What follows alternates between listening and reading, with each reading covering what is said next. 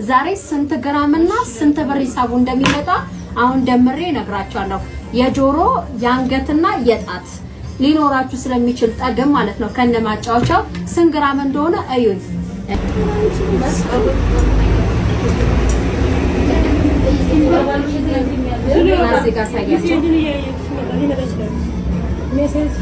ይሄ የምትመለከቱት አሁን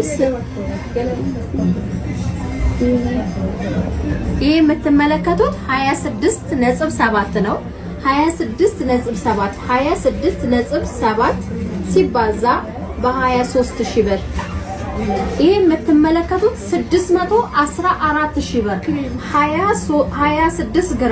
26 ግራም ወርቅ 614000 ብር ይመጣል ማለት ነው። ስለዚህ ጋይስ ወርቅ ግዙ የምንላችሁ በምክንያት ነው እና ወርቅ ግዙ ይኖራችሁ።